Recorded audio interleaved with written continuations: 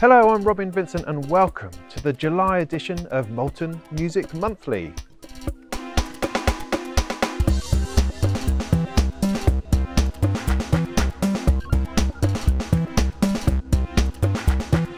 It's slightly hardware heavy this month with the notable exceptions of Hollyhock 3, FL Studio 2.5 and some dope mod squad thing. Otherwise, we'll be building our own controller with Tinami. We'll get jamming with Session Cake, play with desktop synths from Bastl, Dreadbox and Mostro, overpromise with the Groove Engine, and underpromise with the FM Touch Synth, and Mystic Circuits invent the 0 HP form factor. Oh, and I've got an update on my Surface Pro 2017 performance testing, all right here. Hollyhock is an amazing object-orientated, sort of physics-based, weird performance space that I've been promising to review for about 3 years. Well, they decided that they couldn't wait for me any longer, so they've decided to release a brand new version. One of the reasons I didn't get around to reviewing it was because every time I sat down with it and opened it up, my sort of brain started to hurt, and I'd find it a real struggle to get beneath the surface. Version 3, it appears, sort of aims to help with that. They've spent a lot of time in trying to tweak and improve the interface to make it easier to get into. So that learning curve is not quite like that, but perhaps a little bit more wobbly.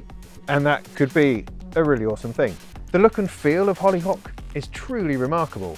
You know, it doesn't look like anything else. It's built for sort of performance and sound design and installations and sort of messing and getting to grips with really weird and crazy stuff. You can do all your looping and mess about with modulation and sound generation, but you can also control entire lighting rigs through the DMX protocol. And in version 3, they've now introduced video control as well. So you can drop in your video loops, your stuff, your effects, mess that all in, so you can genuinely be the complete center of your electronic performance. You've got the lights going, the music going, the audio, the sample, the loopings, and now the video squishing about behind you, displaying wondrous things, reflecting upon your awesome creativity and control issues. Within the Hollyhock environment, you sort of build devices and then wire them all together or nest them within other devices so that everything can bump into and affect each other and modulate through that and then go through that. And they use this physics engine that I particularly like, where you can, you know, push stuff about. That's why it's so good for a touchscreen, because I can ping objects about within a space, which changes how they modulate, like, you know, a kind of a crazy physics-based XY control pad. And it's that sort of touchability and interactivity that brought me into it in the first place. You can design complete multi-touch interfaces within it. It's just an extraordinary thing. It was just hard to get into, and so I'm really excited about the prospect of getting to grips with version 3, because they're saying it's the most friendliest version they've ever produced, and they've tried really, really, really hard to open it up to more, you know, to the less dedicated user like myself. I just like fiddling with stuff, and Hollyhock is something I would really like to fiddle with. This is a really nice idea. Rather than having some kind of modular controller or a software one or a configurable one, why not just get the one you want built in the first place?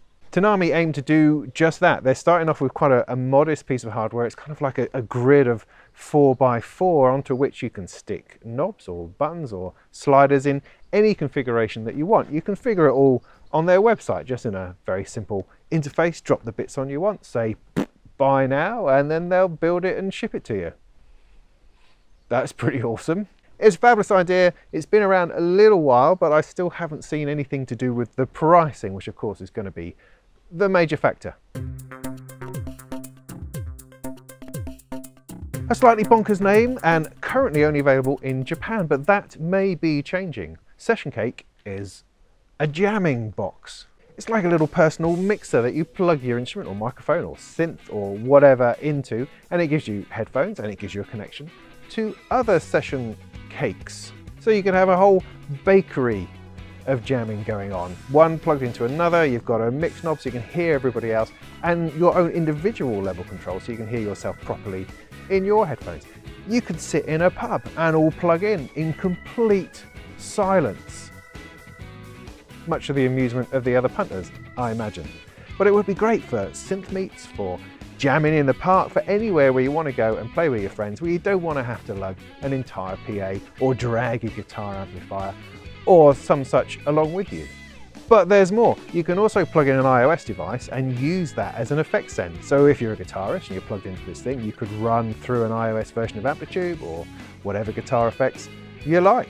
So you can have all your amp modeling, all your effects, without having to drag any other external hardware with you. You just turn up with your instrument, with your session cake, plug it in, and you're off. I mean, obviously you have to look extraordinarily cool like the kids do in the video, and I'm not sure that I could pull that off. But you know, a bunch of blokes in a pub with a few synths and a few session cakes, that could really work. There are two versions. There's the red one, or it might be the blue one, is for guitars. And the other one, the red one, or it might be the blue one, is for vocals and other instruments like electronic instruments, synthesizers, that kind of thing.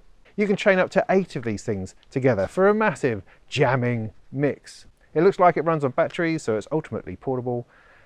Yeah, I really like it. I mean, it doesn't look fabulous, but then at the same time, it kind of looks fun. Let's go with that. Let's go with fun. Yeah, we like that. So a great device, a great tool for getting together with your mates and not making noise. It's simple, it's awesome, and it's rumoured to be available in the rest of the world in September. Now, for some reason, I've never managed to get into Max for Live. I don't know what it is. It just seems to say to me, oh, really complicated, and so I don't ever give it any time. But within that world, within this sort of programming language within Ableton Live, there's an awesome amount of interesting devices, sequencers, modulators, and cool stuff. And one of the coolest I've seen lately is called the Dope Matrix Mod Squad. It's a reworked and improved version of their 2014 original, and features over 20 modules within this kind of modular synth framework. There's 6 oscillator types, there's filters, there's LFOs, there's step sequencers and modulators that all feed into each other that you can set out in any kind of direction you choose.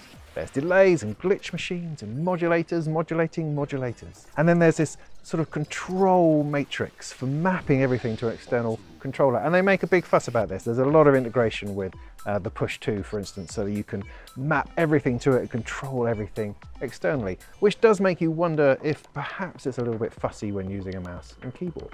All the stuff that Sonic Factions seem to do for Max for Live just looks awesome, so it's worth checking them out for all their bits and pieces. The weirdly psychedelic bastard child of Casper Electronics and Bastl Instruments is the weirdly named SoftPop. It has an unexpected row of faders that are just sort of asking to be messed with, and actually that's the basic idea. You're just supposed to mess with it. It doesn't have a major plan. It's just saying these are connected to different things. Try moving them about and see what happens, which I guess is the basis of any kind of synthesis. But these faders are controlling the oscillators, they're controlling the filters and the cross modulation, but it doesn't all end there. You can see on the side there's this kind of mini patch bay, which is for patching everything into everything using these horribly annoying tiny little weeny patch wires. But it's completely functional, and that's the main thing. There's a great sort of track and hold circuit inside for creating sort of stepped loops and modulations, along with a looping pattern generator, which really gets things going. It has a really interesting external input with a gain and envelope follower, so you can take the output from something else and stuff it into the SoftPop, and the SoftPop will follow it. It will use the sort of rise and fall of the incoming signal and sort of derive a sync from it to keep its own pattern generator in sync with the incoming signal. I mean, that's really interesting. What I like about the SoftPop is that it doesn't just work by itself. They've kind of designed in the ability to work with other bits and pieces. So you've got external signals coming in, either going through the onboard filter like many things do, but also staying with it or using the signal coming in to affect other things. And that, I think, is a really smart design, because we are all increasingly getting more and more of these boxes on our desktop, and we want them to work and interact easily, simply, just through audio, just through signals. And that's something that the SoftPop does very well. I mean, they do claim that it's psychedelic, but it's just, to look at it, it does not give that impression. I mean, it looks like a slightly dated DJ controller. That's not really a compliment. I mean, all the wonderful psychedelia kind of stuff is going on the inside. And it seems to be beautiful and playable and organic and a lot of fun on the inside. That's just not being expressed externally. It needs to find a way of expressing its color through more than the very dull paint job that it has at the moment. So, you know, my recommendation is you get one and then just spray paint it, crazy stuff. And that would somehow, that would feel more fitting for what this sort of little desktop synth is capable of. I really like Dreadbox. I've always liked Dreadbox. I don't know why. I don't know. They just look, it looks really groovy. I like the groovy stuff and I'm loving their use of orange. Medusa is a mono synth very similar to their other desktop synths like the Nix and the Erebus. But what the Medusa has is a step sequencer and arpeggiator. That's its key feature. But it also has 3 oscillators and one of them has 7 strange and interesting waveforms. And for the Medusa, they've developed a brand new filter. There's some simple modulation and some patch points for Eurorack integration, and unusually there's no effects section. But it's a sequencer which is the standout feature, and apparently it's been designed by Polyend, the people who gave us that big hardware flashing light up white light sequencer. So that's very encouraging. It could be really quite interesting. It's still a fair while off. There's no videos of it running or anything like that, so we're not entirely sure what to expect. But as far as we understand it, there's 7 patterns. Only 7 patterns that you can save to the 7 pattern knob at the top. But we will see in time how useful and playable and interesting that is. It also features their polychain technology where you can chain up a whole bunch of Medusas together to create an awesome polysynth. That sounds expensive. It should be released by Christmas for about €400. The Groove Engine MIDI and CV Step Sequencer Arranger Project Console thingy has got a lot of attention recently, and probably not for all the right reasons. I mean, it looks amazing. You've got this enormous console hardware step sequencer that will sequence CV and it will sequence MIDI or both or wrap between the two, and it's got everything laid out, all 16 steps for 16 tracks of stuff going on. I mean, it's thin and amazing looking with a load of buttons and everything lights up and it's all RGB and extraordinary, and this panel over here and stuff, except that none of it is actually real. It's this weird thing on Indiegogo where you can crowdsource for a product that doesn't exist. You don't have to have done anything at all. You purely render some nice 3D images or a little bit of video of something happening and say, this is what I'm going to build, give me a load of money and we'll make it together. It will be fantastic. We'll be a community. We will all own it.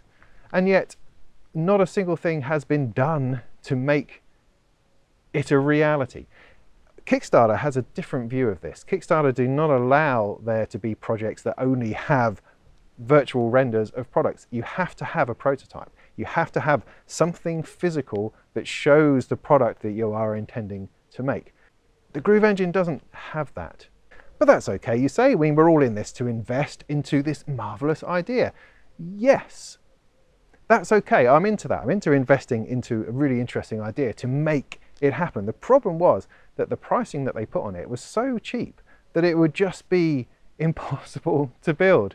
I mean, it was very interesting. When I first saw it, it was on the day it hit Indiegogo, and I shared it around a bit, wrote an article about it, and then some other people got involved who are builders of hardware synths and modules and that kind of thing. And they went to talk to the guy and say, look, there's no way you're going to build this for this price. I mean, it was on for $349.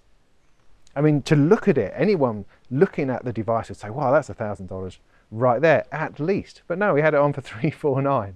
And they're saying you're not going to be able to afford all the buttons on it for that much money. There's no way that you can fabricate or manufacture this sort of device for that sort of money. And ultimately what would happen is that people would invest in it, potentially, and then you'd not be able to deliver, and you'd be stuck with a load of people's money that you can't use to build the device because you can't afford to do it. And that's the classic crowdsourcing conundrum. That's the classic problem where people throw money at something that then can't be built for that money, and it all goes terribly wrong. I mean, the worst case scenario is that they take your money and attempt to build it, run out of money, and then liquidize so that they can't, so they're protected and you don't get your money back. Anyway, the people behind the Groove Engine sort of heeded this advice and have since raised the price to $599, which is a bit more like it, but still very, very cheap. And I mentioned at the time of writing when I first saw it that they hadn't had a single backer. I mean, if you were releasing a product, a new venture, you'd at least get your mum to buy one, wouldn't you? You know, just to kick you off. Or you'd pretend to be someone and buy one yourself just to get you off the ground. But they'd had none at all. I think everyone can smell the suspicion, and it's like, this is all far too good to be true. And of course it is. So why am I talking about this? Well, I just found it really interesting, and perhaps it's a bit of a morality tale about the dangers of crowdsourcing, but also the difficulty in creating a hardware product. People seem to think it's easy. You just need to get, you know, a bunch of pieces. You get a quote for what it would cost to make this bit, this bit, and this bit, and then you assume that you can make it for that much.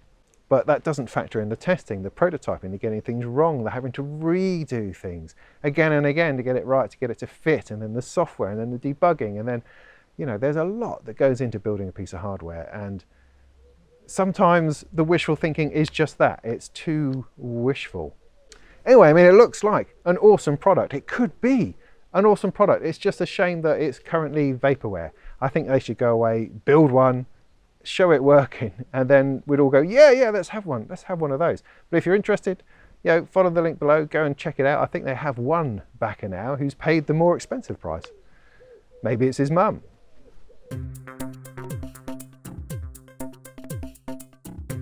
ImageLine tell me that FL Studio 2.5 is about to drop. And along with all the usual gazillion improvements, tweaks and refinements, there's a couple of nice things in the shape of virtual MIDI controllers. There's a keyboard and there's a drum pad thingy that they have dropped into the software, which you can use either on a touchscreen or with your mouse for no suitably explored reason, but ideally on a touchscreen to input MIDI information, notes and performances. That's great. I was actually surprised that it didn't have that already. But okay, but that's great. So it's a new thing. Great. So you can resize it, you can layer it up, so you can have two keyboards, one above each other, all mapped to whatever MIDI channels or what instruments you like. On the drum pad, you can have 16:8. So a whole raft of pads that you can assign to whatever MIDI notes you want. You can have almost an entire thing going on there. Obviously, this is great for people with surfaces or hybrid laptops or touchscreens of some kind, because it lets you get your fingers in there to start controlling stuff without having to carry an extra keyboard with you. You've got velocity on the depth of the keyboard where you play, that kind of thing, because you obviously can't hit a screen harder, or at least there's no, you can hit a screen harder, it's just that that data isn't picked up by the computer. So that's a cool thing. I mean, FL Studio is always a cool thing, and it's always cool to mention a cool thing when a cool thing happens to a cool piece of software.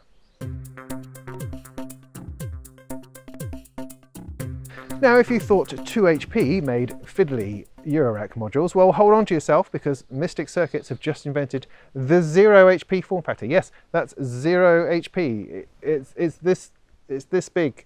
It doesn't even go in your Eurorack. I mean, that's the point. This isn't actually a new thing necessarily. Just Mystic Circuits have come up with this little range of logic gates which sit outside your Eurorack. So the idea is that they don't take any space in your Eurorack, therefore 0 HP. It's kind of clever, kind of funny, I suppose. I mean, these things exist in that you get like Ninja Star Molts and other bits and pieces that you plug in around your Eurorack. But it's kind of a neat idea in introducing a little piece of circuit board with some plugs in either end that give you an opportunity to do something interesting to your Eurorack without using up any more space. Currently there's an AND gate, which is also a VCA, and an OR gate. So you need two high signals into one for the signal to flow through, or into the OR gate you need one or the other through in order to get stuff out. So how useful is that? Oh, I don't know. I mean, you could, for instance, use it to squeeze two sequences into one destination. So whichever one turns on is the one that will go through the OR gate. You know, that kind of works. The AND gate, on the other hand, you could use to sort of turn stuff on and off so that you've got a signal that's not going through until a CV signal is applied to it, and then it allows things to flow through. I mean, they're kind of neat, colourful little things on plexiglass. They look kind of great, although I kind of feel they're also going to get in the way, because they're going to be hanging around in front of your rack on cables that is that more in the way than it is in being in your rack in the first place? I don't know. Anyway, they're colourful and they claim that they will send out a random colour and there's a possibility that you will get a very, very rare coloured one. So that's exciting. They hardly cost anything, so it's got to be worth a punt. And you can either make them yourselves or get them fully built for about $30. I love the humour with which Mystic Circuits have approached this. I think it's great. The idea of a 0 HP form factor really appeals to me. Go check it out. Oten Relic, also known as Toby Hendricks, posted a video of his latest invention as a Raspberry Pi FM Touch Synth. Toby is a performer, an electronic music hacker, I suppose. He likes building stuff for his own performances. And the video demonstrates this rather lovely device. It's all got a nice wooden case on it, this touchscreen with all these LEDs, this grid of LEDs coming through, which then responds to his touch in all sorts of different ways. He's sort of created a really interesting menu system of editing that uses purely this touchscreen and this grid of LEDs to get through everything, to do all the different editing pages and utility things like saving and loading presets. It's all done on this little grid. It's very cleverly put together. It's built on a Raspberry Pi using pure data and a teensy sort of synth audio board on top. He says in a video that he's thinking about releasing it as a product but doesn't really have the time for all that kind of nonsense, and suggests that people contact him if they're interested. So I'm suggesting contact him because we're all interested, and get him to kickstart this thing. I mean, it's a perfect product for a Kickstarter campaign because there is a working one there. Genuinely, all he needs is a bunch of pre-orders and then perhaps get someone to build them for him. I mean, that's got to be a plan, hasn't it? Just to update you on the Surface Pro 2017 and all my performance testing, I am right in the middle of it. It's just taking kind of longer than I expected, and also I'm going away for a week or two, so that's put a spanner in the works, but I've been working on it gradually and I've been posting photos on Twitter and Facebook under the Surface Pro Audio name. So if you want to see what's happening so far, go and check those out. I've also posted a sneak preview video of some testing I did in Cubase just to whet your appetite, just to throw in some positivity there, because it's actually working really well. Now, in doing that, in sort of showing what I'm doing, I've been having a lot of comments and sort of conversations with people about it, and they've thrown up some really interesting ideas and yet more things that perhaps I should be testing. So this is kind of ballooning into this enormous thing. But I do want to get to everything. I do want to touch on latency, on playing live instruments, stacking up and layering instruments along with track counts, plugins, audio input and output, all those sorts of things. I want to get to it all if I can, but it takes time, and I will see what I can do about putting a big video together with everything in it that I can squeeze, and then of course there'll be more videos after that, probably dealing with individual bits of software and ideas, that kind of thing. So just stay with me, yeah? It's going to come, you just got to give me a little bit more time. I did get the new Surface Pen through though, which is very exciting. So this extremely long-winded order of the Surface Pro 2017, and then a month later along comes the keyboard, then a month later along comes the pen. It's a bit weird being in the UK. You just don't quite get the love that everybody else gets around the world from Microsoft, but never mind, it's all here now, and my initial reaction is, oh, it's kind of like a felt tip. They've taken the pen clip off, the clip that goes in your pocket with your pocket protector. They've removed that. I mean, what are they doing? They're destroying geeks and nerds the world over, because you want to wear it in your pocket, don't you, or inside something, don't you? I don't know. So it kind of looks a bit more like a felt tip marker pen now than it does a pen. However, the flow of ink on the screen is just breathtaking. That's amazing.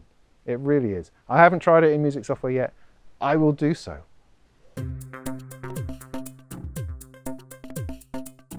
So in the works, after I've finished the Surface Performance video, I have to finish the hardware CV stuff within Bitwig. I've got a video on the AC coupling side of that. Did a video on DC coupling, that's there on the YouTube channel. I just need to do one on AC coupling. If you don't know what that means, just go and check it out, and I'll tell you all about it once I've finished it. Then I also need to do a Bitwig video on its touch interface, and then that's Bitwig done for now, and I can move on to other things.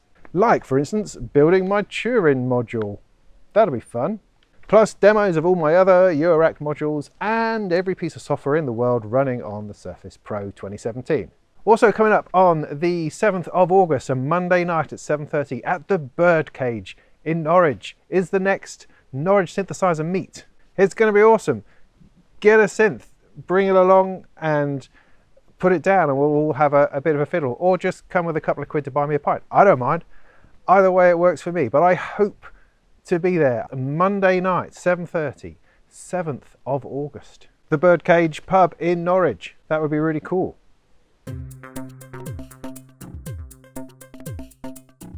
And finally, I would really deeply like to thank all of you YouTube subscribers, because this month we hit 10,000 subscribers, which is mind-boggling, absolutely mind-boggling. I mean, we hit 1 million views a little while ago, but to get to actually 10,000 people who have actively clicked on that subscribe me button is phenomenal, and it's keeping on going, and that's great. So thank you so much for watching. It's really heartening.